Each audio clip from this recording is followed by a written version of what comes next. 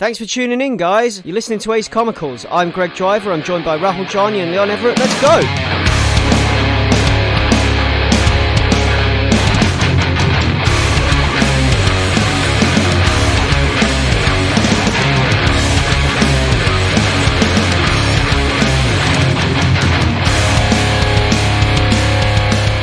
Hey guys, welcome to Ace Comicals episode number 63. And we have a full house again. So it's me, Greg, joined by Ray and Leon this evening. Evening, guys. Hey. It won't be evening when you're listening to this. Chances are it'll probably be like 7 a.m. on your way to work or something like that, but we can pretend. How has everybody been since last time? What have we been up to in the past 2 weeks? Well, we haven't seen Rahul in the moon, so... Yeah, I think Ray should What have you been up to? Yeah. Yeah, I'm sorry I've had, life stuff get in the way. But I'm back, and I'm ready to talk about some comics. I think. How have you guys been? You guys had your recording, the last one, which was really interesting. I love listening to you guys when I don't have to be involved in it. It's a lot nicer hearing your guys' voices when I don't have to engage with them. Oh, thanks. Yeah. It was meant as a compliment. This is what he was like on holiday as well. Yeah. He just asked me to send him voice clips through WhatsApp instead of speaking to him directly. Opposite ends of the couch. Yeah. So yeah, I mean, it's just been like more Castlevania for me. I'm on the inverted castle now, the upside down castle. I saved. Are you talking? Sorry, go ahead. I'm talking about Symphony of the Night. Yeah. Okay, yeah, because it got re-released recently, right? Yeah, on the PS4, you got packaged with Rondo of Blood and re-released as a double set of two games. So I'm on the reverse castle. I saved Richter against better judgment. Whoa. I needed that true ending, man. That's the only reason I did it. Save the Richter, save the world, man. Yeah, exactly. So, we're doing the reverse castle now. And it is hard. It's way harder than I remember it. I think my reactions have slowed since I've, in my old age or whatever. My thumbs aren't as nimble as they used to be. But, yeah, it's way more difficult than I remember it being. Also, I think, when you're a kid, you're a bit fearless in some things. Yeah. So, then you've got more patience. Yeah, I was going to say, it's a mixture of being more fearless and, just having infinite time and patience to just do it over and over and over again and bash your head against it. Yeah, I ain't got that anymore. I do something, I fail, realise how far back the last save point is, turn it off and then scream into a pillow. I'm not like I used to be. Got to factor into your game playing time the hour recharge you do afterwards, putting on some Screamo. Exactly, yeah. Get you back in the right headspace. Yeah, exactly. The hour of... I've got to factor in an hour of failure as well. It's more it's less of, oh my god, I've got to do it all over again, to more, I haven't got time to do it all over again. I'm a fucking adult now. Yeah. I'm not going to get to play again for 2 weeks. Yeah, exactly. Other than that, X-Men Grand Design is back. I hope you guys have been keeping up with that. I've not been keeping up with the schedule for that. So what's actually out now? A new issue, or is it a new collection? What's the deal? It's a new issue, and it's the third and final, which will be the third and final trade, because he was doing 6 issues in total. And this is Extinction. So this is X-Men Grand Design, the first part of Extinction, and it's really, really cool. And we talk about X-Men Grand Design ad infinitum on here, so or we have done, so I'm not going to bang on about it, but I'm just going to say that it's back and it's awesome, and it's going to be a really cool conclusion to the set, and I cannot wait for the next part of this. Yeah, I'll be jumping on that when it's collected. Yeah, also, another thing that stealthed its way into my pulls is the fact that there's now an Angel comic running alongside the Buffy comic. Does it interact like the TV show did? I think they're going to eventually, and yeah, they kind of do actually, yeah, because there's bits of setup and little bit of crossover. It told you not to read Angel Zero until you'd read Buffy issue 4, for example. That's pretty cool. Yeah, so it kind of like crosses It over. actually lines up with the TV show as well. The original TV show, Angel leaves Sunnydale at the end of season 3, and then starts his own show while Buffy season 4 starts. Yeah, it was really like, because like it just came out of nowhere, and I was there in the comic shop, and the guy behind the counter at Mail says is like, oh, we're getting Angel Zero in, and we're just like giving it to people that are already having Buffy. Do you want it? And I'm like, yeah. And then Angel issue 1 turned up last week, and I was like, okay, I guess I'm reading this now. So yeah, there we go. And it's good. I like it. So very clever, Boom. You have my money. Very clever indeed. Yeah, so that's been my 2 weeks, pretty much. That and Narcos. I started watching Narcos on Netflix. How are you finding that? I've not watched it. It's really, really, really good. I love that kind of thing anyway. Like, I liked the movie Sicario and stuff. I like that kind of cartel. Yeah, I've got like a little bit of a morbid fascination with that stuff. I don't know, like, as in, like, I like where like the point where organized crime and politics cross over, I think, is where I get interested. Like, it's kind of like I'm interested to see the interaction with that, and I like true stories as well. I like that this is like kind of based on. It's not. I mean, it's obviously dramatized and it's embellished for the TV and whatever else, but a lot of it is truth, and they use some real footage like interspersed within the show with Narcos and everything else, and it's just like interesting to see how that all works, and get a little bit of a history lesson as well for like the 80s in Latin America. How all that worked and everything else, with like communist revolutionaries and everything. It's all in there.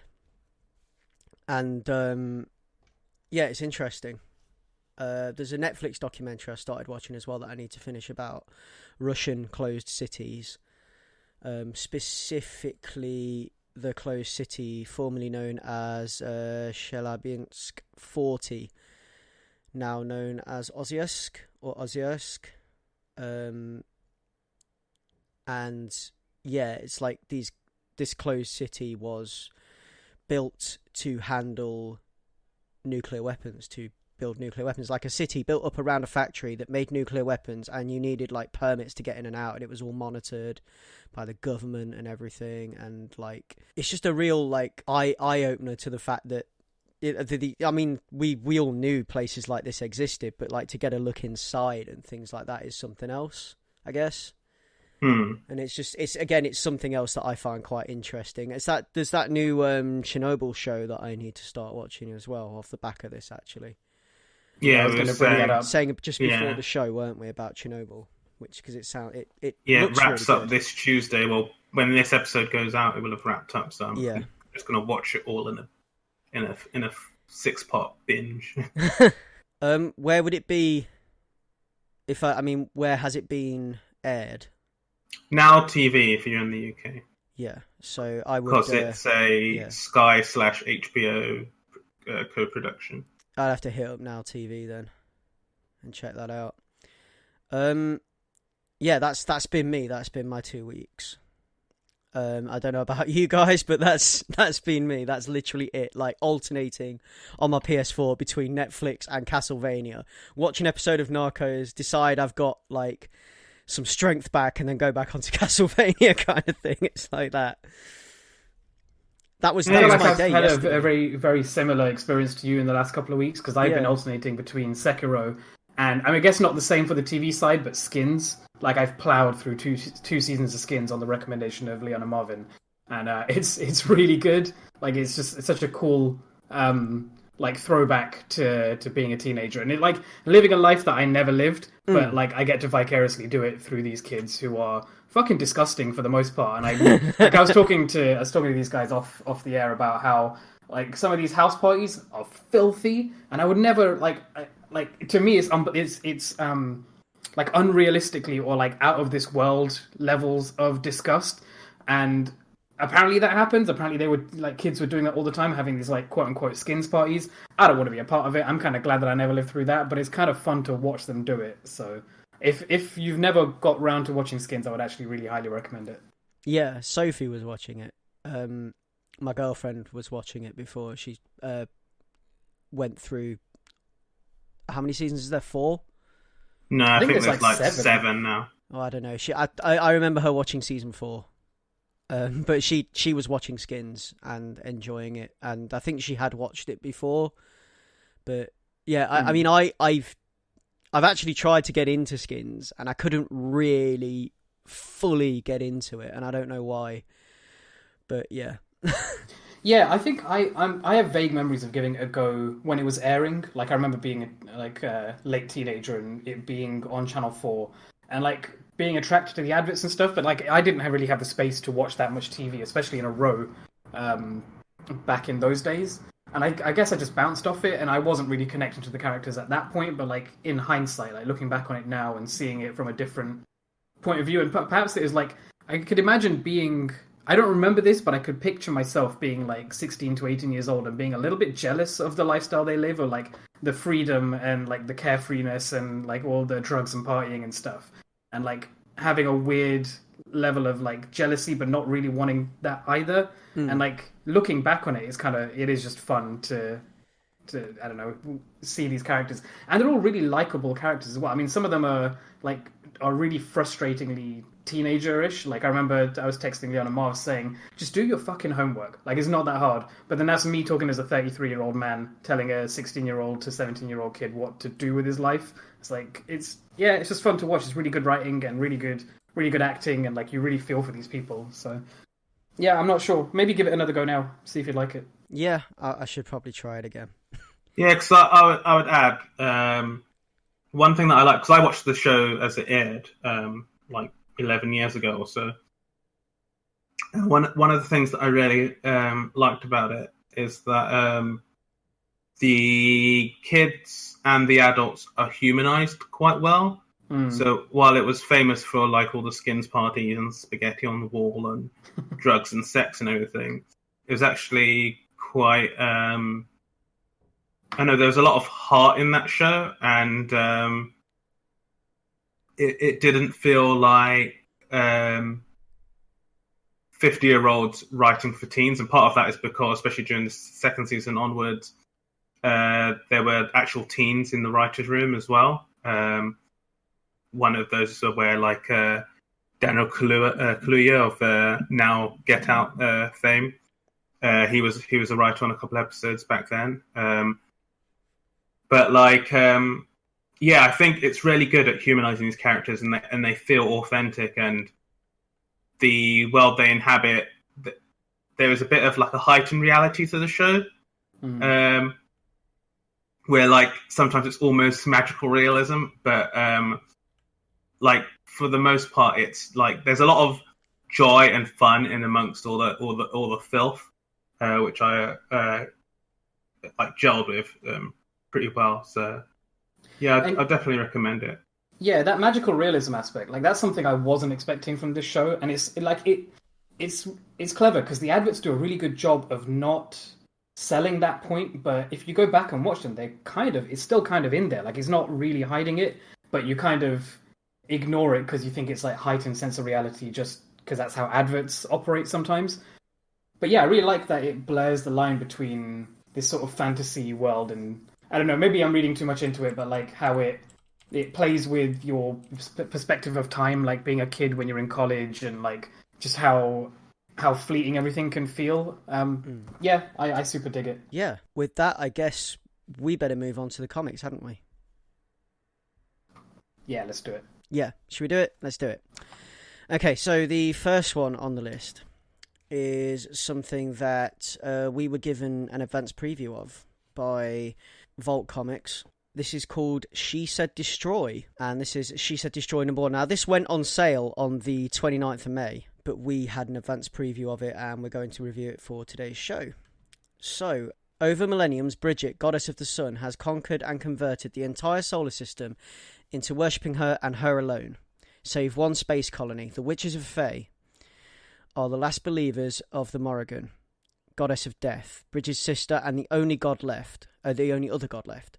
As Bridget's forces prepare for one final battle, the Morrigan prepares to do what she does best, destroy. The cover itself for this comic, we've got the Morrigan, goddess of death, and she is surrounded these kind of like flashing colours and swirling landscapes, and she's got like this sword that appears to be on fire, and it just all looks kind of epic, and like especially with the typeface used in the logo and everything else, it's got this real kind of like She-Ra / Voltron thing going on, which you get more of later on as well in the book. I mean, like, first impressions from you guys, because we all read this, didn't we? Yeah, the artwork is stunning. Like, I really love the color work in this. I like the, I don't know, I think I use this language a lot, but like this kind of pastel-y blending of like different colorscapes. I really enjoyed that about this book. But on the first like reading of this, I think I came away really lost as to what's actually happening. But I think it's a really beautiful process, and I think this is one that I'm going to have to read a couple more times before I can really get a sense of what's actually happening. I don't know if you guys felt this way at the end of this issue. Yeah, I had to go back over it again because I felt a little confused. But I think that's just because like it literally just kind of like airdrops you into this. But I went over it after going over it again. I kind of got more of an idea of what's going on, and it made more sense. And I agree with you on the artwork. I thought it was like these beautiful pastel colours and everything else. I thought it was great for that. It's like this mystical space fantasy with shades of She-Ra and Voltron, as I said before, and it's like soft, loose artwork that leans towards abstract with ethereal colours and thick lines, and everything's got like this dreamlike quality about it. For me, the pacing was good, and there's some nice work where cosmic spacescapes and landscapes are concerned. There's some nice full page work there. In fact, one of the opening pages where we get kind of like an establishing shot of Bridget's flagship called the Inspiration. We've got like this establishing shot of the Inspiration, the ship itself, and it's got this like gaudy statue of the goddess like on the front of the ship in a style of like when you would get like a dragon carved into a Viking ship or something like that on like the front end, like or like a hood kinda. Like a hood ornament type thing. And it's kind of like this is she's a goddess, of course she's going to be like that. She wants people to revere her, so therefore she's going to build an idol into her ship.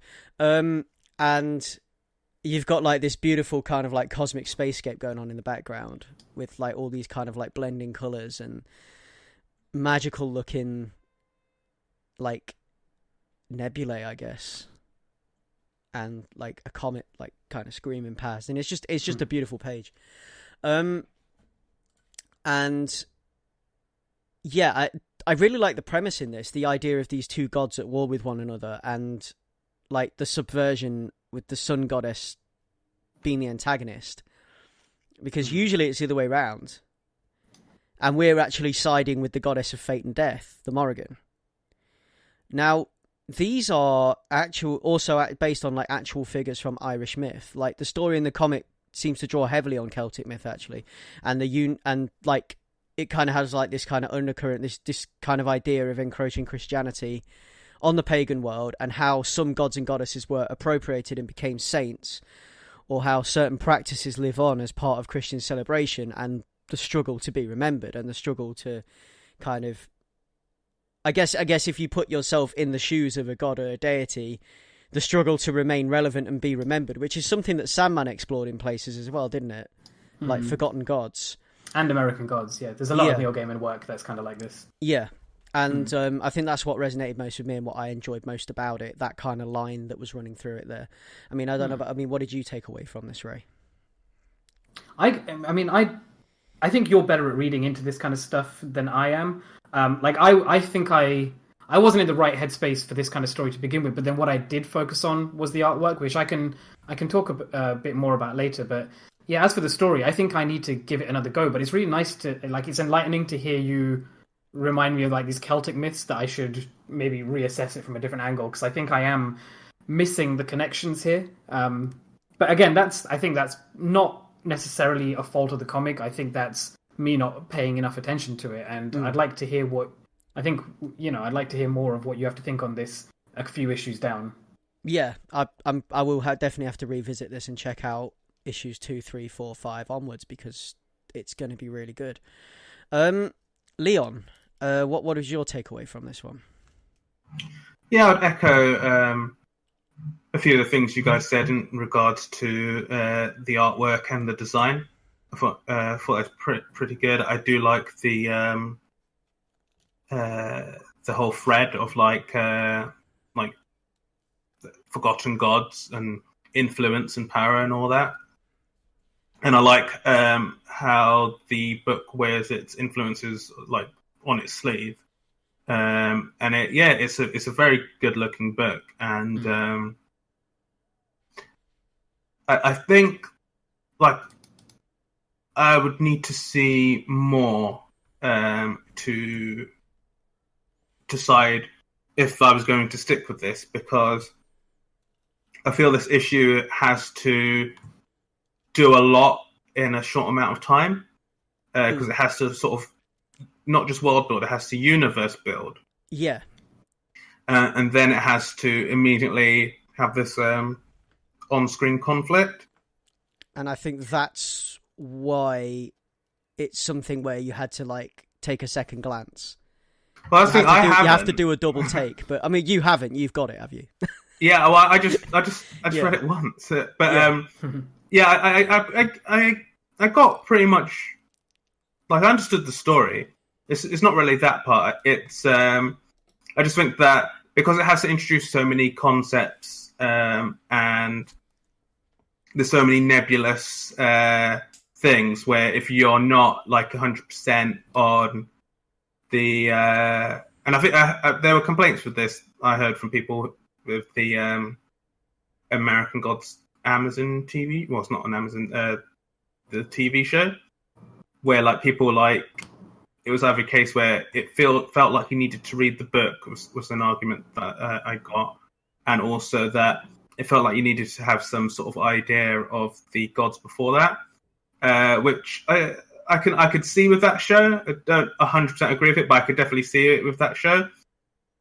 But with this, I feel like if you don't have that full understanding of some of the influences, you could get lost. But I think it works well to get across as much as it does in this first issue. And I do like the subversion of like the sun and death.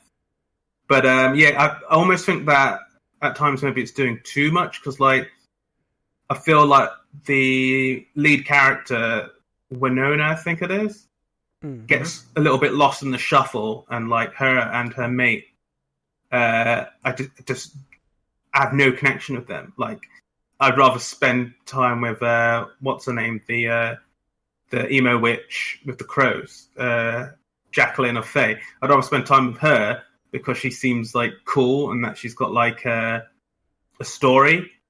Whereas like the kid, I know they're like sort of starting off and they're young Harry Potter-esque like wizards on their way type thing. But I found Winona to be kind of like dull, and like she's the boringest looking character out of everyone in the book, which hurts because she's just some like rando blonde. Like her best mate's got blue hair.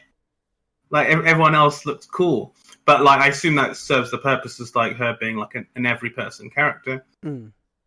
But I wasn't taken of her while I was taken of everyone else.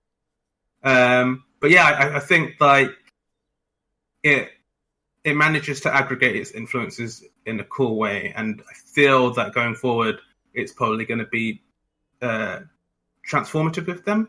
But it's a thing that I'll at least need to read a second issue to see if I want to stick with it, and also to see if the possibly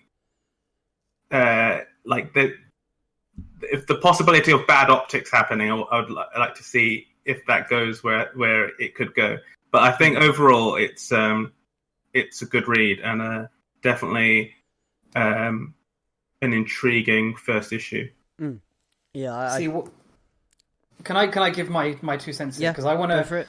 The thing I want to, like, following on from what Leon said, I think there are too many moving parts for someone like myself in this first issue. So I gather that I might be a minority in this bit, but like I do think I'm going to reveal something that I don't think I've mentioned on the cast before. But sometimes when I read a new comic, I don't actually spend that much time reading the plot or reading the words. I think I end up, depending on what kind of mood I'm in, I pore over the images a lot.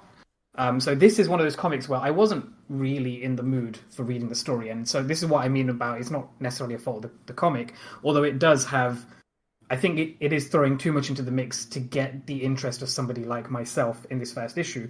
And again, a common complaint we have is how hard it is to review issue number ones. I think I would probably pore over this much better as a trade, knowing that there was going to be a full arc of a storyline, or there's going to be a more chance of that happening after reading the first 10 pages, if you know what I mean. Whereas when you get 10 pages into an issue one and you're feeling lost, you know that you're not going to get the answers you need in the next 10 pages.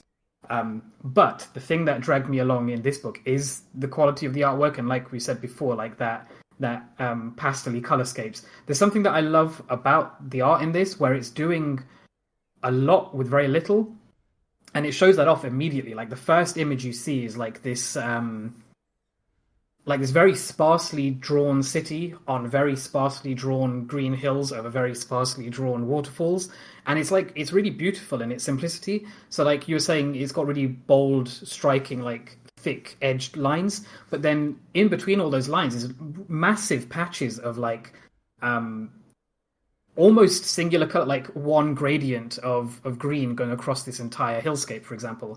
And then the buildings, even as you get further into the scene and it gets closer and closer to the buildings, the fidelity of those buildings remains basically the same. It's almost like they're like you're looking at the hard-edged bindings of a bookshelf, for example. That's what I brought to mind. Or like they look like cardboard boxes, and that never gets dived into deeper. And I kind of like that it remains quite simple in the things that it's illustrating. You know, it doesn't get more detailed the deeper you get in. And I think that's the kind of easy. It's weird. It's a weird dissonance because the plotting, the narrative, the dialogue felt very convoluted or like hard to penetrate, but the artwork was doing the exact opposite, where it felt really free and soothing and like easy to drift through. And that's why I feel a bit conflicted about this book, because both of those things were like in opposition for me personally. So I don't know if you have thoughts on that. Yeah, that is like I think that's kind of that is what works for this book as well. Like the images are like you say, nice and simple and neat, almost abstract with the colours involved and everything else. And then the text itself is quite it's quite hard going. And as you've both said, unless you are completely on the ball, it's easy to get lost in this book. But I think that's what it's got going for it, that you can read the images without having to rely too much on the lettering. But I mean, that's the power of comics, I guess. But before that, I'll just get to the credits for She Said Destroy. So the credits here for She Said Destroy, we have Joe Corallo as the writer, Rebecca Nolte is the colorist, Liana Kangas is the artist, and Melanie Ujimori is the letterer. And yeah, they've put together a stunning book, and I quite enjoyed it. And I would just add, like, I think the lettering's pretty good in this bit. Yeah. Did you mean like the story, or like the way the story unfolds? Because I think the lettering's pretty good. I think he means that. he meant the way the story unfolds, as in I didn't mean no versus the simplicity of the images. Yeah, you said lettering, but anyway, I just want to shout out. I think that MVP of the comics definitely Rebecca Nolte's colors. They do elevate the book to another level. When I said lettering, I didn't mean the lettering was dense. I meant lettering as in the term I'm using for the words in the comic. As in the lettering. It's funny for this medium, but yeah. Yeah. The writing, the lettering, yeah. I know. I've done it. I'm backwards. My brain's backwards, but there we go. But yeah, there's some cool lettering in this, actually, in the way that different voices are represented and things, which is something me and Leon touched on in the last episode, in the way that the shape of a speech bubble, for example, or the way that a speech bubble is coloured can change the way that you hear a character, and that's kind of cool. But yeah, that was a cool little book, and that's on sale now. As of last week, I believe, the 29th. Yes, so the Wednesday prior to when you're listening to this show, which will either be the 5th of June or after. The next one is one that me and Leon read, which is a book called Road of Bones. Now, this one was a really cool one for me, actually. I really enjoyed this. What I'm going to do is I'm just going to read you the blurb very quickly for Road of Bones. In 1953, the Siberian gulag of Kolyma is hell on earth, which is why Roman Morozov leaps at the chance to escape it. But even if they make it out, Roman and his fellow escapees still have hundreds of miles of frozen tundra between them and freedom. With the help of a mysterious being straight out of his childhood fairy tale stories, Roman just might make it. Or is the being simply a manifestation of these brutal circumstances driving him insane? From writer Rich Douek of Gutter Magic, I know Rich Douek from Turtles comics. He's written, I think he wrote some stuff for one of the TMNT Universe books, which was really cool. And artist Alex Cormack of Sync. Road of Bones will carve a path of unrelenting dread right into your heart. Horror, history, and Russian folklore collide in this brutal survival tale where the worst prison in the world is merely the gateway to even darker horrors. So, I actually tweeted about this as well, because I enjoyed it that much. I had to shout about it there and then on the Sunday that I read it. So, I put out kind of like a mini review on Twitter for what I thought about this book, and I think that's probably what scooped you in, is it, Leon? Yeah, it was a mix of that. It was a mix of like looking at some of the preview art, and I thought like, hell, let me jump in and see what it's about. Yeah, so I mean, to kick us off, I thought this was really great for a first issue for a horror comic. I thought it was a really smooth opening, and when we've talked about horror comics before, we try and kind of place them on a timeline of a movie, right? It's what we did with Winnebago Graveyard, where we take each issue and then we kind of say, okay, so this is going to be the opening 20 minutes of the movie. So would you agree with me if I said this was the opening 20 minutes, half an hour of the film? Yeah, because it's like a full act one, isn't it? It introduces you to the people, to the world, and then an inciting incident happens, which sets people on an adventure. Yeah, so this is the sort of opening 20-30 minutes of a brutal horror movie. And this book is brutal. As is in the blurb, it is Russian folklore meets unforgiving Siberian wastes. And it's in a merciless Soviet-era forced labor camp. And, like, this is, like, the art is gorgeous, and the attention to detail in the writing is, like, to echo what I've already said on Twitter, it is fantastic. It is a sucker punch. So the historical edge kind of sells this to me, and the way that this comic flows in the way that it's lettered, and with the page layouts and the pace that it keeps for the type of story that it's telling, this kind of like brutal, unrelenting survival horror, and this world this place that it puts you, this Russian forced labor camp, this gulag, like the way that it manages to put you there with it's so effective, I think. And there is some fantastic artwork that perfectly conveys the hard-edged bleakness of the environment and the lives of the characters while they're within these the walls of this prison camp, and where the chunk of Siberian tundra that they're currently inhabiting. And you freeze when you read it. You feel the bitter cold. And you feel the contempt in the illustrated stares of the guards, and each blow when a beating's doled out, which happens quite a few times throughout this issue, I have to say. As an opener, it's great, and as we've already mentioned, the pacing. I thought the pacing was spot on.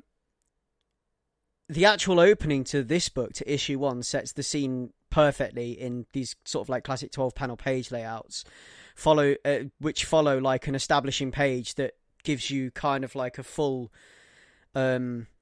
window into this brutal gulag life, with guards watching people as they work tirelessly, and like, well, I say tirelessly in the fact that they're not allowed to get tired, because that's what happens in this in the opening of this book. Someone gets tired and the guards don't like it. But you basically work till you drop, and you feel that, and you see how you get an idea throughout the book actually of how hard it is for the guards and the prisoners. It's almost like everyone's a prisoner here, and some prisoners are just slightly better off than others. Which I guess is what it was like back then. I guess that's kind of like from things I've heard and things I've read and things I've studied when I studied a little bit of Soviet Russia at school, during like when I did my A-levels and stuff. It's kind of like this is almost what it was like the guards hated it as much as you did, being stationed out there in the middle of nowhere. I guess is probably what it would have been like, right? Yeah, but then also fuck the guard. Exactly, yeah. But I mean, like, what did you take away from this, Leon? Then? So yeah, I thought this was a really good first issue. I think that it's really effective in crafting this situation and this moment in time. Like you can like feel like I think the artwork, Alex Cormac's art, has that level of like gritty detail that isn't dirty. It's like clear, but like every line adds like a worn, aged feel to each character. Every like bruise is a magnificent like blue, purple, red, pink concoction. Every reddened nose in the cold is like it's all presented in a way that is just really evocative and very good at sort of pulling you into this story. Like there's just like depth and texture to like every panel, from when it's outside and it's like you have like the light snow as they're like digging roads outside, to like the inside portions which are like cloaked in darkness with a few like barely any light at all. And I think some sequences have just like a one's like interrogation-y type spotlight, and it's done in such a way that I feel like I felt cold when watching it. I felt like I was out there. Yeah, exactly. Even and it was I said watching as I was reading it, and I was like sat in my room. I was sat on the sofa with like iPad in hand, giving it a good read. It was a really warm day, but I just felt the chill. I wanted to grab my hoodie. Like, just like little details, like in the nighttime scenes, intense, like face-to-face confrontations, and you can see like the cold breath in the air. Just little details like that. The use of like light, the use of like close-ups, and the almost like slight, not cartoony, but there's a slight perverse edge to the expressions on people's faces, and in that very like horror style way.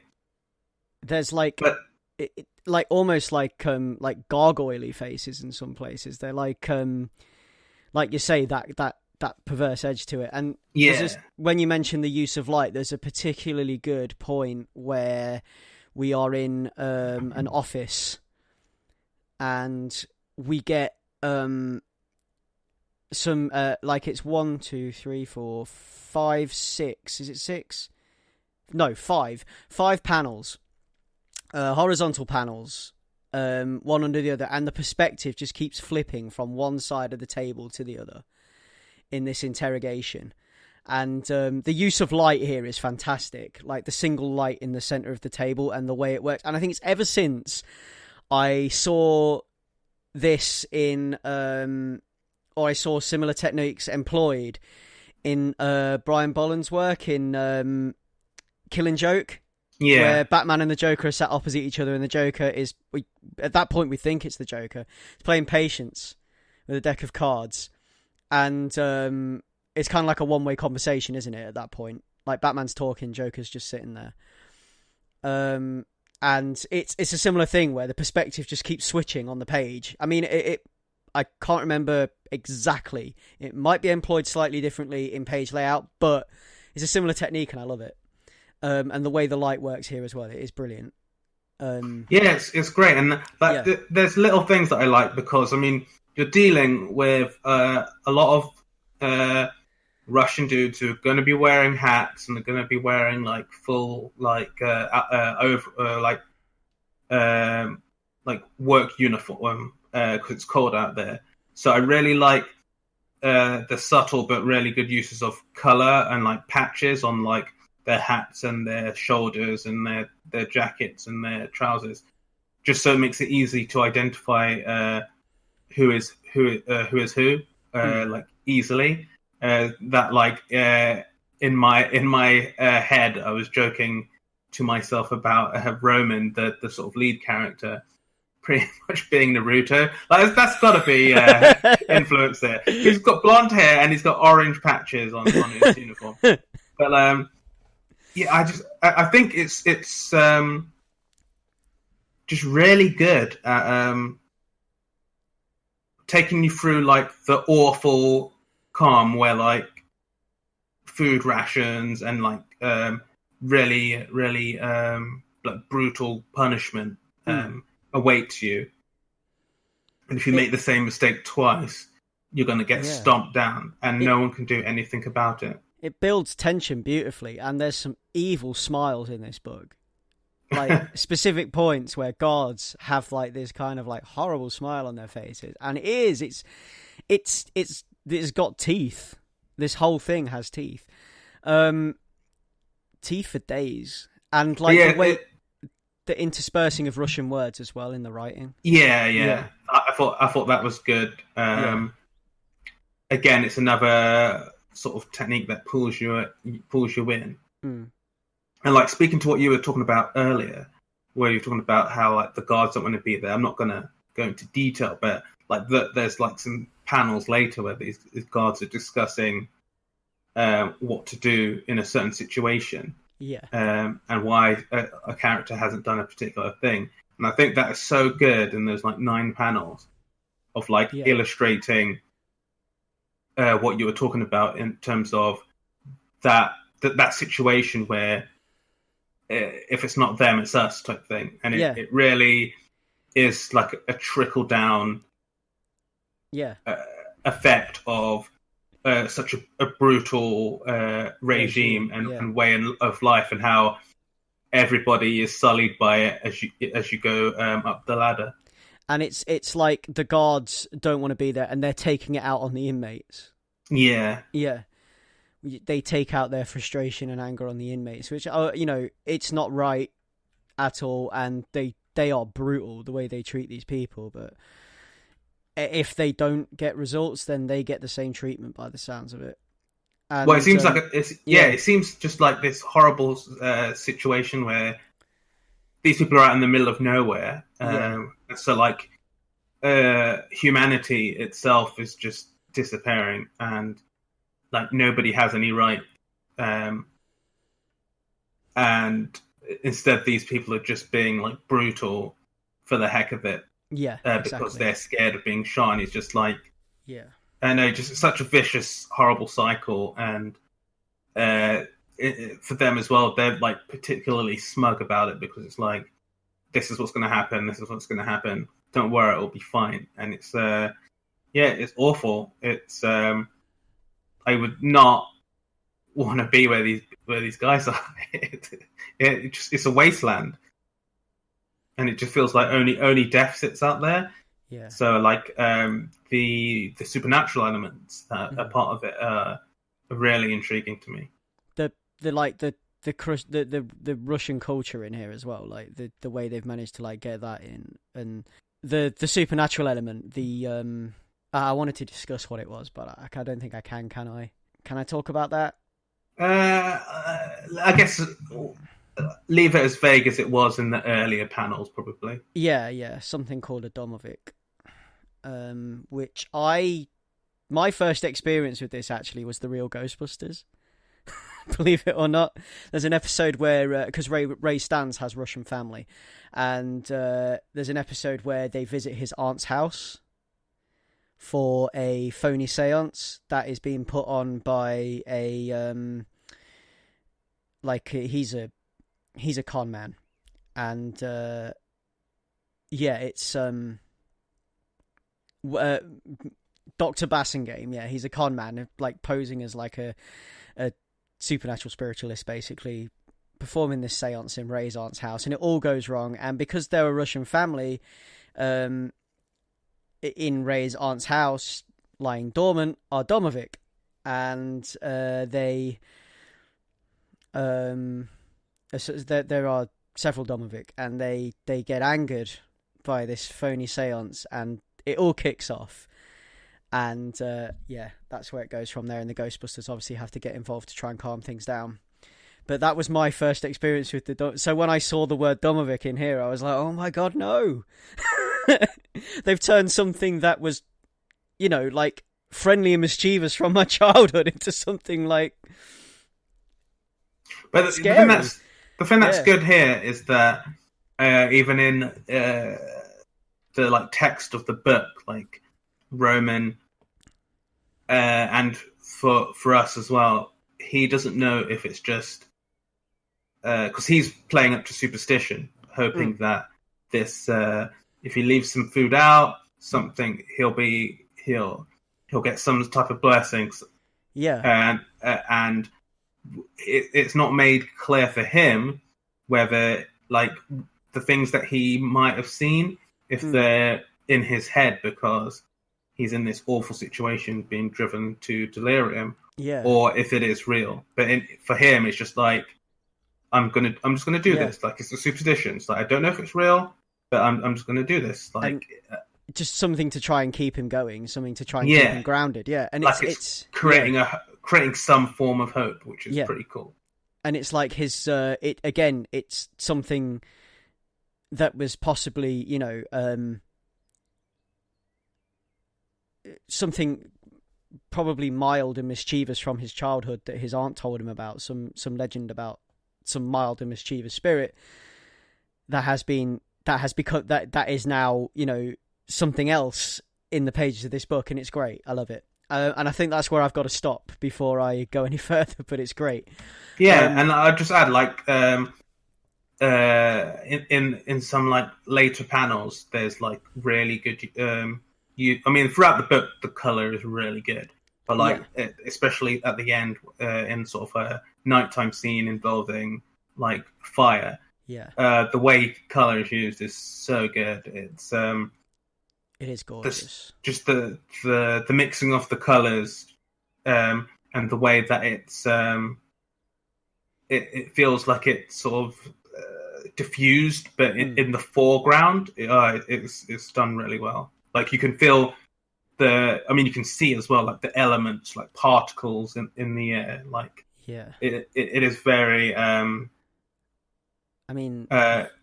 very illustrious, I would say. And that first blood splatter as well, in the first few panels of the book, like the way that the color is used to illustrate blood in this and everything, it's just like, you get the idea that blood shows up against the snow and everything. Like, they do that really well. Like, and it has a very good contrast to it. And it's not like the whole book is, because the way to cheat that is just you could make everything washed out. but there's actually a surprising amount of color in for such like a bleak setting, and I think that that pays dividends throughout the book. And as I already mentioned, like the lettering, the pacing, the way in the way that speech bubbles are spaced out, like you get like the tense pauses and everything, but they're illustrated in gaps between speech bubbles. In like we talk about like panels as a measure of time, but like also in the amount of space between two speech bubbles, you can kind of get a sense of that sometimes as well, which is really cool.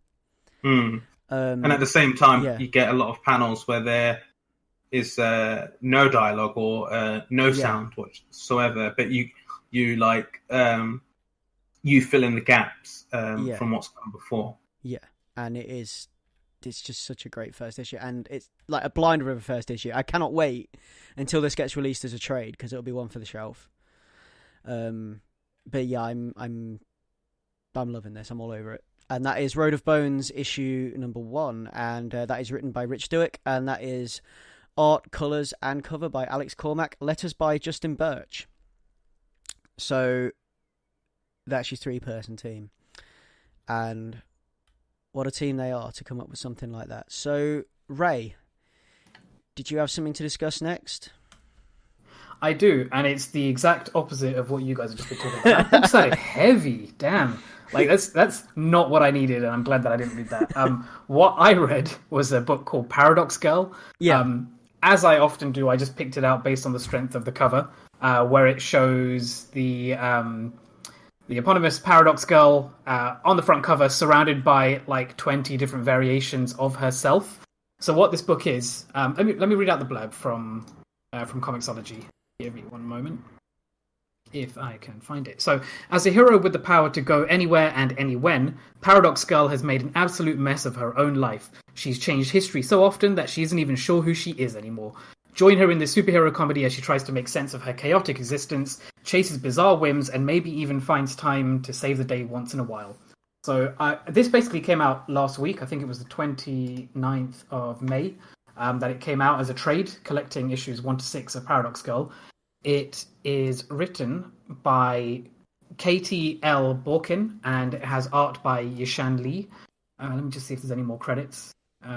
Additional art by Harley Williams, Suzanne Elizabeth Miller, and Stuart Wallace Miller. So what I gather is this was originally funded on Kickstarter under the name of something I think called Hana Comics. Hana is in the Japanese word for flower, Hana. And I've just been on the website, and it looks like in the wake of this comic, they've released like a short board game version called, let me have a look, Time Game, which is very appropriate for this paradox and time travel themed comic. So I might be checking that out. But it turns out this was picked up by Image Comics, and it's finally published by Image Comics, and collected into this volume 1. And it's basically 6 completely different stories. So these 6 different issues were 6 entirely different stories about this Paradox Girl. And issue number 1 is such a fantastic introduction to her, where it shows how she basically messes up her own life constantly by jumping back in time. And every time she jumps backwards or forwards through time, she leaves like a version of herself in the time she just left behind. So she keeps creating problems and then leaving it for another version of herself to clean up. And it's so the first issue. Yeah, I think you would love it. The first issue is basically it's great. First issue is her trying to find breakfast for herself, but it ends up being like whisked away, and we don't find out how. And it turns out later on that it was a version of herself that we track throughout the entire issue. Like we follow one version of herself as she interacts with other versions of herself. As she 1 wakes up to get ready, 2 tries to get ready for breakfast, 3 has to go travel back in time to find a fictional variation of Eggo waffles, which are banana flavored waffles that are her favorite food in the world, but they stopped making them in 1987. And we get like a flashback to her climbing over like 50 versions of herself, because it's getting harder and harder to find the last box, because she keeps going back in time to get the last box from the supermarket. It's ridiculous. And then it's how it plays with this confusion of where she's sort of dressed the same as every version of herself. She's either waking up in like her baggy sleeping clothes, or she's dressed as like this slightly like well put together secretary, and there's so many different copies of herself that you don't know who you're tracking until you get the final picture at the end of each issue. And every single issue has this moment of like revelation where you see how the cycle happens and like the disorientation that she's feeling and sort of just living in her moment to moment, because she has no idea what the concept of continuity is, because she's not lived it for so long. So we see this moment of her like, so again in this first issue she's fighting over her breakfast with a version of herself, and there's a moment where they're fighting over the waffle and one kicks the other up the butt, and then we track the one who gets kicked over as she gets kicked into a forward timeline where she's trying to save the city with her sidekick. And then that tracks to a version where she goes back in time, is herself fighting herself for the waffle, but it turns out she's the other version who kicked the first one up the butt. And then we see her like victory pose and then being attacked by the same monster that she neglected to fight the first time round.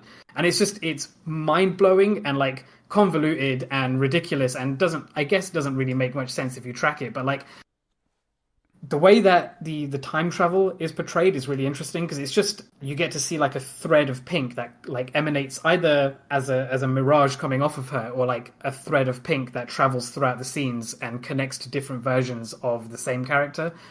And it's just super interesting. The first issue does a really good job of like selling what her powers are.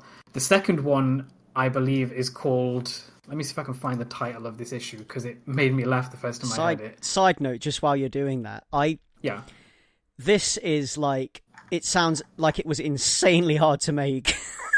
I feel like it... Because this is why I respect this story, because I feel like it's easy to come up with this kind of concept and say, I'm just going to make a crazy time twisty paradox story. But it's hard to make that, to give it a satisfying payoff without feeling like it's...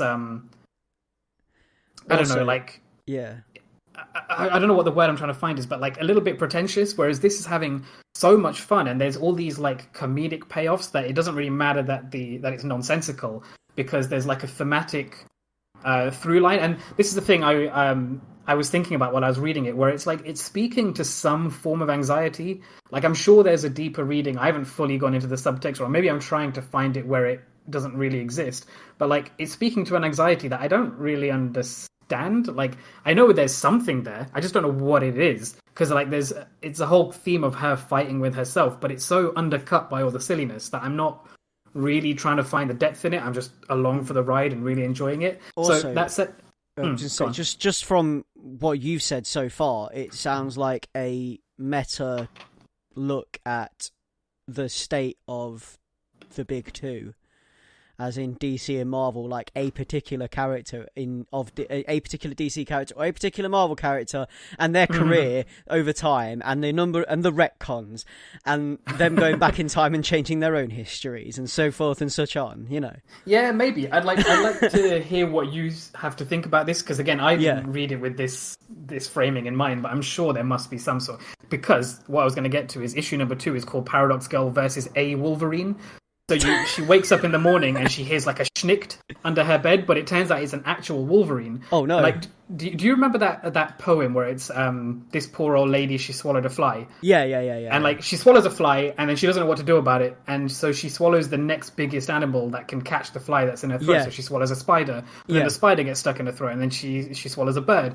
So basically, this issue is a very similar thing, where Paradox Girl finds this Wolverine and has to deal with the problem, but she doesn't want to deal with the problem, so she creates it as a problem for another version of herself that's like 5 minutes in the past. And then that version pulls out goes into the North Pole and pulls out a polar bear to attack the Wolverine with, but then that becomes a problem for another version of herself who pulls out like a Terminator gecko, or Terminator Ostrich, which then a Terminator Ostrich. So is this... It's ridiculous. And then that creates a problem for another version of herself who pulls out like some other ridiculous fantasy animal. And then it ends up escalating, and it's just, it's really... I'm still stuck on the concept of Terminator Ostrich. I mean, I don't know any better way to describe it. It's an ostrich with like a laser beam on its eye. Has it got enhancements? Like does it... It does. It has like 4 Gatling guns on its back. Does it wear the leather jacket? It is a leather jacket, Greg. It's so good, and like I haven't even touched on the art yet, which is it's quite simple artwork in the sense that the backgrounds don't have lots of detail, but like the characters are really like expressive, and there's a lot of really interesting work happening with like her hair and her outfits and stuff, which look really lived in and like really baggy and loose and really interesting that way. And then this does that thing that I love with certain stories where it lulls you in with like the silliness and the lack of tension, and like just it makes you have so much fun, and then it throws like a whammy episode in the middle where it shows how her powers are viewed from the perspective of someone who's dealing with loss at some point, and like how she tries to go back in time and try and fix the problems that this guy is dealing with, or even not necessarily even the problems, but like an aspect of his grief. She tries to repair it, and he's furious that she thinks that she'd go back and fix it when all he really wants to do is talk about his life. And she like lacks this fundamental understanding of what it means to live through life linearly. And then it really goes to some really interesting places. And then after you've had that like punch in the gut, it goes to an issue where she's playing a version of herself as James Bond, and like in a mixture of James Bond and Murder on the Orient Express, where she is every single person on the train. So, but just at various different points in the timeline. So she's the hero, she's the damsel, she's the villain, she's the waiter, she's like these two random people in the background who are just dressed in like kinky outfits. It's so strange and like ridiculous, and I would really, really highly recommend it. It sounds fantastic. How have I missed this? I mean, I picked it up just because I spotted it on the shelf last week, and I thought, why not give it a go? So how? I mean, I've never heard of the writer or the illustrator. I've been looking them up while just in preparing for this episode, and the only other comic that KTL Birkin has done is Axiom Man, and that character is a character in Paradox Skull. So I haven't read that yet, but I'm assuming they have like overlapping stories. So I need to go back in time and read this, and then probably talk about it on a previous episode.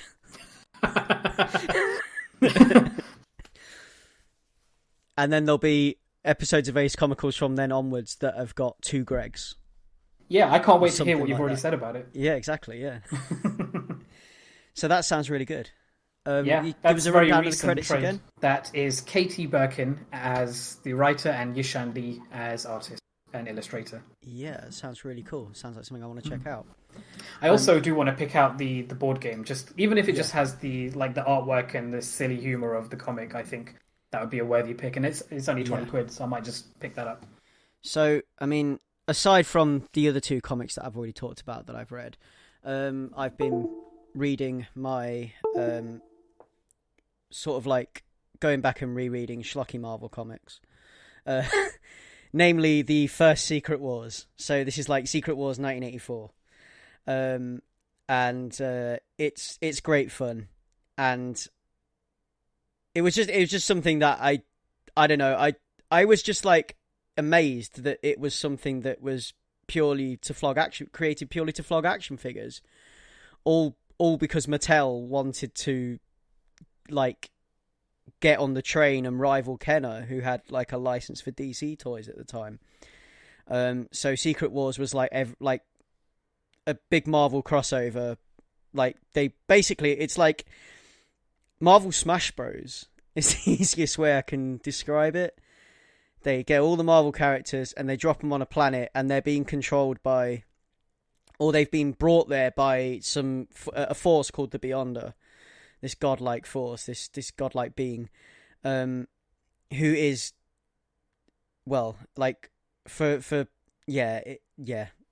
and they're on this planet and they fight, and they are provided with gadgets and bases and stuff, and all the other things that sell action figures and add value to action figure transactions. But yeah, it was cool.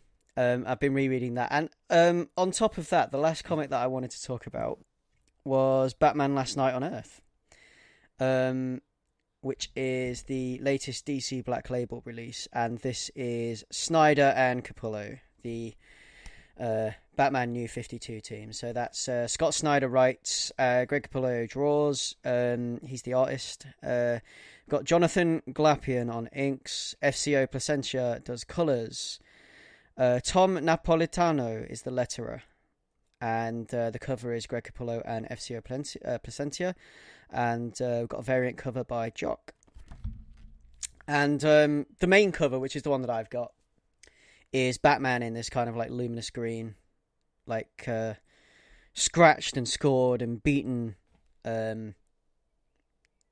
stamped typeface. And then we've got this kind of like red, arid looking desertscape with Batman walking, and he's got like a lamp, like an old fashioned looking lamp, but inside the lamp, instead of a bulb, it's the Joker's head. And there's like sand and dust getting kicked up and stuff. And yeah, it's, well, I mean, like, my other name for it is Mad Bruce. And you'll get why in a moment when I start talking about it. So it's the New 52 team. They are the Bat Maestros, as far as I'm concerned. Their New 52 run was a symphony, as far as I'm concerned. Some of the best Batman I've ever read, and this is the conclusion to that, the ending to their story, and it's on DC Black Label. And in a departure from the other DC Black Label release, it's actually a normal comic size instead of it being a massive-ass magazine that I can't fit in anything. And it's ordinary size, which I like, contrary to Batman Damned. So what I'm going to do is I'm going to get you a blurb or description for this, because this is something where I think I'm going to need assistance to describe it. Bruce Wayne wakes up in Arkham Asylum, young, sane, and he was never Batman.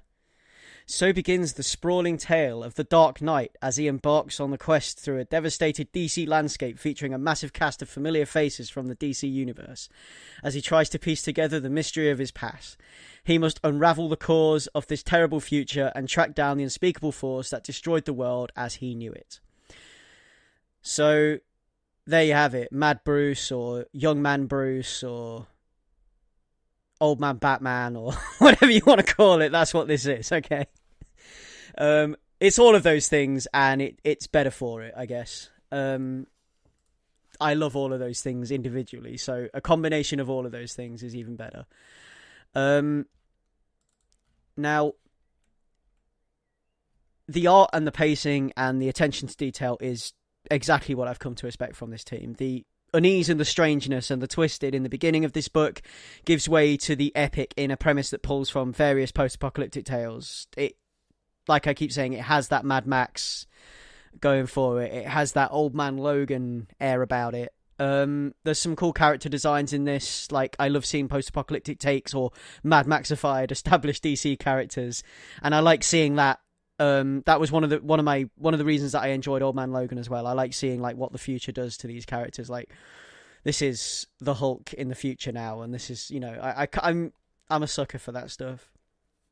And it's just a great Batman story, and it's only going to be 3 parts. This one was 61 pages. So it's a little bigger than a normal comic. It's almost double size. But we like that. More content. More bang for our buck. And this is a really cool book from DC. I'm really into this. And it's like, there's one particular sequence in the opening of this book that I love in particular, and it involves Crime Alley, and the pacing and the build up to the crescendo are spot on perfect. The way the panels run and the way the page is laid out and the delivery of the message, it is a solid gut punch, the kind that makes you queasy. And throughout this book, there's solid moments like that where it builds up and then delivers something. And the bit which it describes in the blurb where Bruce wakes up in the asylum is perfect for, you know, like there's something not quite right here. Like that has that like in spades, that there's something not quite right here. The kind of like weird kind of like anxiety of it, and the like he knows that something's wrong and nobody else knows that something's wrong, and it's great. And what that builds up to and what that turns into is fantastic. And this is going to be, it's going to be an epic one. It's going to be one for the ages. It's going to be one for the shelf. It kind of has this kind of like Dark Knight Returns feel about it. It's that kind of tale, that kind of has that kind of regality about it, I guess, in that that is like an important Batman story. That's the one that, you know, when people talk about like what Batman comic should I read, everyone recommends that, or everyone, you know, it's going to be one of those. I think it's going to be one of those. And yeah, it's something I'm very into, and it's something I recommend to any Batman fan, and it's something I recommend to you guys, especially Leon, because I know Leon likes Batman. I likes his Batman books, and he'll probably enjoy this, being as it's only 3 books long. Yeah, I love the sound of that. Yeah. 3 double-sized books long. Yeah, but, you know, it's great. It's got Green Lantern babies in it. I mean, what's wrong with Green Lantern babies, right? But yeah, who knows? Yeah, it sounds good. And the Joker being a head in a lamp, like a talking head in a lamp. That's, yeah, it's great. So that is Batman Last Night on Earth, and Batman Last Night on Earth Book 1. Yeah, so that's the end of our list of comics, I think. Unless you two have got anything else you want to bring up briefly. No more comics. No, not for me. Okay, so I guess we can move on to the questions now.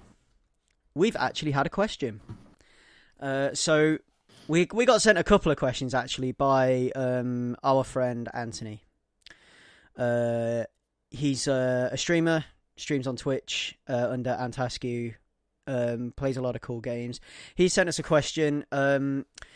If you could write a comic, what would you choose to do? I'm not talking entirely original here, more like I'd write a Batman comic, but there's more. I also want to know a brief elevator pitch for the comic chosen. Also, pick an artist who you're working with, basically pick an artist to work with. So he wants to know what kind of comic we'd make, and he wants a brief elevator pitch for it, and he wants us to choose an artist. I quite enjoyed the "but there's more" in that question, kind of like a JML advert. So what's your pick, Greg? Me. Okay. And if it's not Batman, I'll be surprised. It's not. Or TMNT. Or Ghostbusters. It's that. No. So my artist was James Stokoe.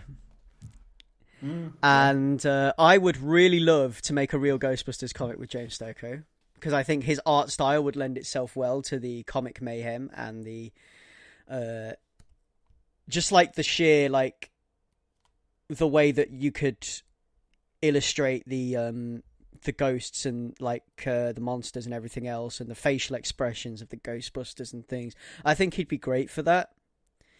And like, this is just off the back of his work in Godzilla Half Century War. Like, I think he would make a great Ghostbusters comic. And like, with the way he would draw the equipment and everything, he's got that kind of like I've described his style before as like these kind of like little pieces, like kind of like this like crud or junk style that I really, really enjoy. Because he's really good at drawing like these kind of like different like particles on particles on particles, like cramming loads of line and detail in to an amount of space, and it's just beautiful to look at. And that's why I think he'd be good at making a real Ghostbusters comic. So I do that, but then I had like my own original idea, because I liked his work on Godzilla in Hell, and I think his style would lend itself well to kind of Lovecraftian cosmic horror. So a story, I had like this idea in my head, a story about some miners that dig too deep and they hit what looks like an ancient city with a pool in the center that's filled with pitch black liquid. They call in like the science people, the archaeologists, and while they're studying it, maybe some equipment malfunctions or something happens and they get too close to it for comfort, or they touch it, or they may get coerced to touch it by some unknown force that inhabits one of them when they find an artifact or something. and the tunnel collapses. It's pitch black, and we are left with like 3 survivors, like a miner, a scientist, and an archaeologist or something. And they wake up in a strange world filled with like maddening gargantuan beasts and giant cyclopic structures and godlike beings and God knows what else. And like cultists that have been there since the Middle Ages, that have been like transported there and left there, and have like gouged their own eyes out and gone nuts or something. And the only aim of these 3 people is to escape with their souls intact, or but it's either that or succumb to the madness. Do they manage to keep it together? And this would be like a 6-issue miniseries if I was going to do it. I don't know if you guys had any ideas about this stuff. Did you have any, Rahul? I've not spent too much time thinking about it, but where I took this question, right, was not because the elevator pitch threw me off, but what I was thinking is the kind of stories that I enjoy and I feel like I would be able to tell well. So the things that I like are kind of like slice of life, and in the manner of, say, Giant Days or something like Yotsubato. But I also like young adventure stuff. So I was thinking like Met Cadet U, or like Goonies and that kind of thing. And that got me thinking, that's the kind of thing I would want to draw up. And I think also because I've been watching Skins as well, I've been thinking about this very like youthful, idealized childhood or teenage kind of slice of life drama.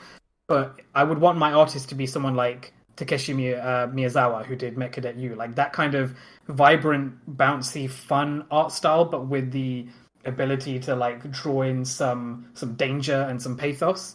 I think that's what I want to do. That kind of plot. How about you, Leon? Yeah, for me it was tough settling on like which pre-existing property I wanted to go with, and for ages, like the problem for a lot of creator-owned stuff is that I don't know, a lot of it, especially if it's finished, I'm like, yeah, that's the story. Like, I don't really have my version of that.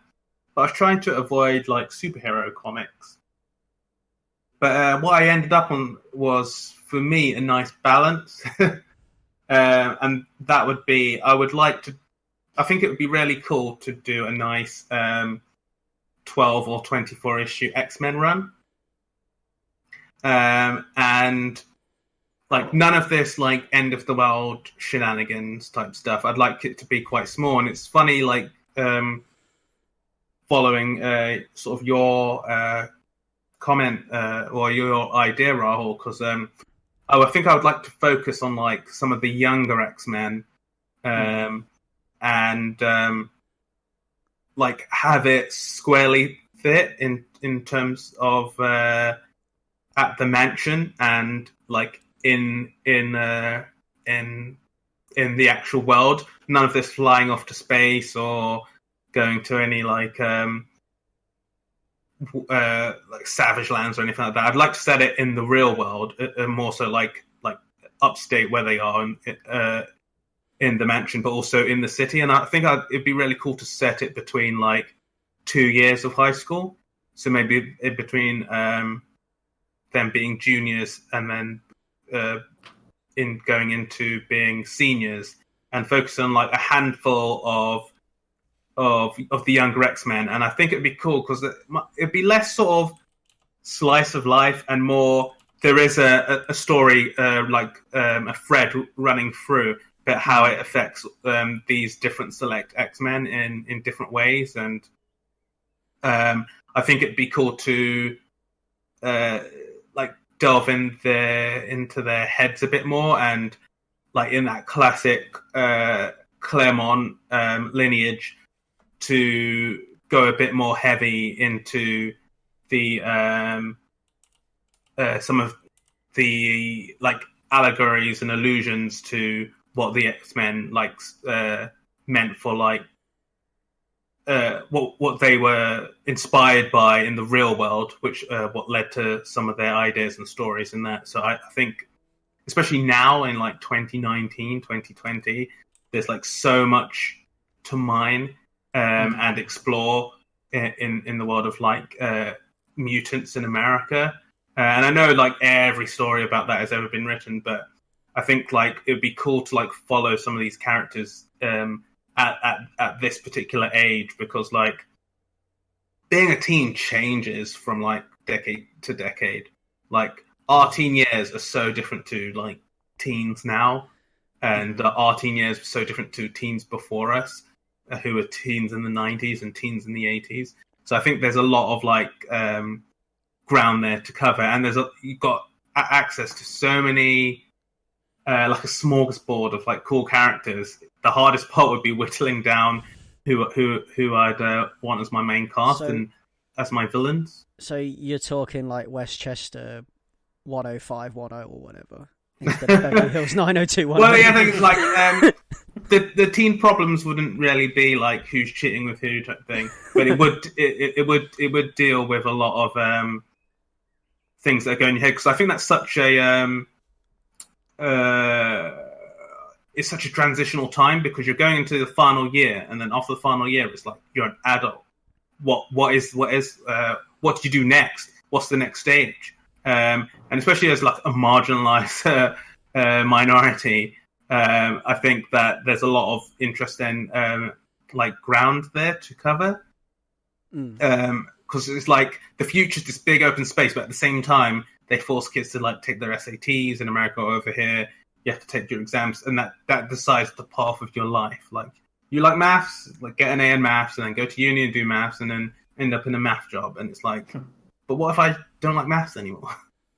So like I think there's a lot of good ground to cover there. And yeah, I wasn't sure if like before you doing your blurb bit, Greg, if we're the writer, definitely. Yeah. We're not the editor or the like force above. No, we've got to write this.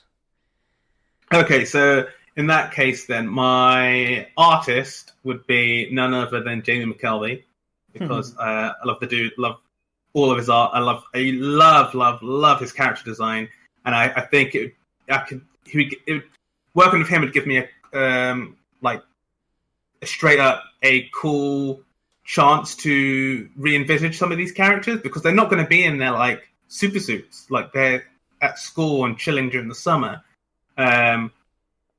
So like I could do some really cool designs with some of these iconic heroes. But also I think that it's not just his characters that look cool, like the worlds they inhabit and their expressions are really good when I go like book to book, whether it be like Phonogram or Wicked and Divine. Like everything that I've read where he's been an artist on there, it would call to me, and I think like this would be a really good project to have him on.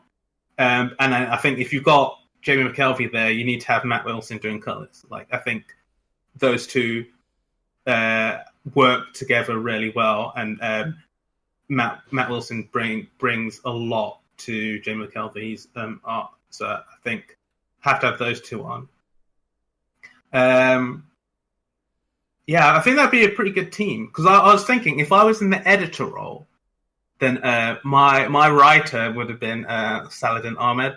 I think he would just destroy this storyline and properly nail it with the interiority and thoughtfulness that I think it deserves. But at the same time, he doesn't write in a preachy style. He writes in quite an entertaining and well thought out style. So I think it'd be a good match. Yeah, I mean, like to sort of like enhance my pitches. For my original one that I came up with, you could easily adapt that to a Swamp Thing story. Like you could have like a maybe have Swamp Thing in that, Swamp Thing in some kind of like weird realm. That would be cool, and James Stokoe would like do a great Swamp Thing book, I reckon. Yeah, definitely. If I was being an editor, I would want Donny Cates as a writer. Your boy Donny. Yeah. I think Donny Cates would do some great work with like kind of like with Swamp Thing, with the whole kind of like horror edge and everything else. See, if we're going to go down like the editor picking route, I would want Tom King and Mitch Gerads to do something set in the Leftovers universe. Because I think the style from, say, something like the Vision books and Mr. Miracle really suits that like holistic pathos, lingering internal dread thing that you get from that TV show. I'd love to see that. I mean, like fantasy stuff now. I'd want Tom King and Mitch Gerrards to do Jean Grey and Cyclops. That's interesting. That would be cool. Yeah.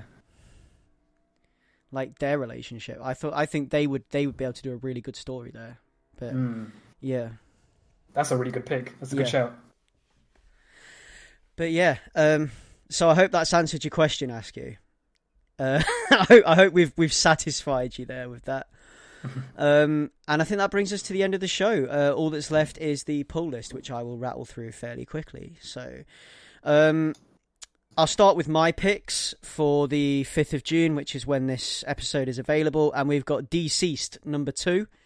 I didn't talk about the first one yet. I'll probably get around to it after the second one's dropped. But it's a really cool mini horror story within the DC universe. It's kind of like DC Zombies, except it has kind of like this technological twist. And it is something that is born on Apocalypse. And it's got Darkseid at the beginning of it. And it's quite cool actually, as you know, as like an apocalypse in the DC universe, which I think is what it's probably going to wind up being after reading issue 1. It's really cool. I quite enjoy it. There's also Batman Teenage Mutant Ninja Turtles 3 on the shelves now. So this is like the 3rd installment of the Batman TMNT crossovers, and we're into issue 2 of that, which is out. Same date, 5th of the 6th, of course it is. That's what I'm talking about. Ray, what have you got for the 5th of June? Yeah, so I've only got picks for the 5th of June. Yeah. But top of the list is Paper Girls number 29, which is the penultimate issue of the entire story. So the story will be ending with issue number 30, so getting ready to read the ending of that long-running arc. Got Giant Days number 51. I've got Ronin Island number 4, which I was surprised to find is not the finale of that arc. I think there's going to be 6 issues, actually, in total. I could be wrong about that as well, but we'll find out in the future. And then Die Volume number 1, which collects issues numbers 1 to 5, and that's called Fantasy Heartbreaker, is also out on the 5th. Nice. For me, then, on to the 12th of the 6th, which is like the following Wednesday. I have Batman and the Outsiders number 2. Batman and the Outsiders came back. I was very excited about it. I enjoyed issue 1. It was nice to see the Outsiders back. Did I talk about this last episode, Leon?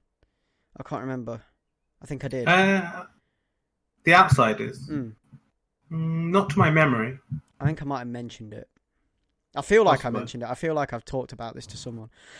But maybe I have. Maybe I've just been sitting on my roof shouting it or something. I don't know. But Batman and the Outsiders is back, everyone. It's back. And it's great. So number 2's out on the 12th. Archie 705, which caught my eye purely because it is Archie and Sabrina. Together as a couple, and this is like Archie and Sabrina number 1. It's like Archie Comics 705, but it's Archie and Sabrina number 1. Why is she slumming it with him? I don't know. She's too good for him, man. Like, what is it about Archie? Like, he's hopeless. Like, how does he do it?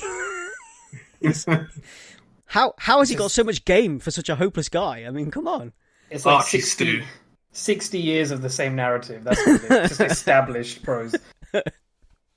I don't know, but anyway, Archie and Sabrina are together. A new era begins as the enchanting romance between Archie and Sabrina intensifies. But what does that mean for everyone else in Archie's life? Well, buy Archie 705 and find out. I think I might have to read that.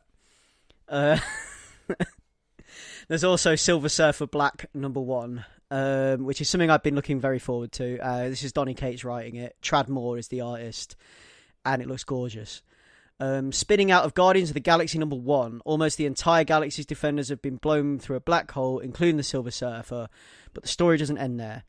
In order to fight back the Oblivion, Surfer will have to fight to save his own soul and not lose himself to the void. Follow the Sentinel of the Spaceways on a journey that will change him forever. And I think this leads up to the Silver Surfer being shiny and black in the recent Thanos wins thing that Donny Cates did. Yeah, because the Silver Surfer turns up at the end of the universe, and he's all shiny and black, like a brand new Escalade with Thor's hammer. So there we go. But yeah, I'm looking forward to that. So yeah, instead of silver, I'm into that. I'm all for that. Another one that I noticed was Jughead's Time Police, which releases on June the 12th. And this is a brand new series, and it's when Jughead messes up his Riverdale annual bake-off pie recipe so terribly he is disqualified and banned from all future bake-offs. Jug goes to unthinkable lengths to fix his error. Time travel. Even Riverdale's most erudite teenager can't manage the delicate dance of going back in time, and poor Juggy lands himself in an epic battle to keep the time stream intact. That sounds amazing. Yeah. So he goes back in time to fix a pie and makes a bigger mess. I'm seeing, I think. Mm-hmm. So I'm down for Jughead's Time, please save me an issue of that. And that's it. That's my pull list. And that wraps us up. So that has been Ace Comicals episode 63. Thank you for listening. You can find us at www.acecomicals.com, where you can find links to everything everywhere. We are on Apple Podcasts, we are on Castro, Overcast, Pocket Cast, Spotify, Stitch, and TuneIn. You can listen to us pretty much anywhere. You can find us on Facebook under Ace Comicals. You can find us on Twitter at Ace Comicals. We are on Instagram under Ace Comicals. You can send us an email to acecomicals@gmail.com. Ray, where can we find you? On Twitter at Monkeh, that's at MOONKEH. And Leon, where can we find you? You can find me on Twitter at Leon Everett. And you can find me on Twitter under @Batto. That's BATTOU. So if you want to send us a question, if you want to get involved in the conversation, at us, DM us, send us emails, and we will reply. Or if you have a question for us that you want us to answer on the show, give us a scenario like Ask You just did, anything like that, and we will try our very best to answer it. Also, if you so wish, you can donate to us via our coffee website. So if you like what we do, consider sending us the price of a coffee, and that will help keep us afloat, keep the website up on the internet, keep the lights on at Ace Comicals. So that has been Ace Comicals. Thanks for listening, Ace Comicals. Over and out.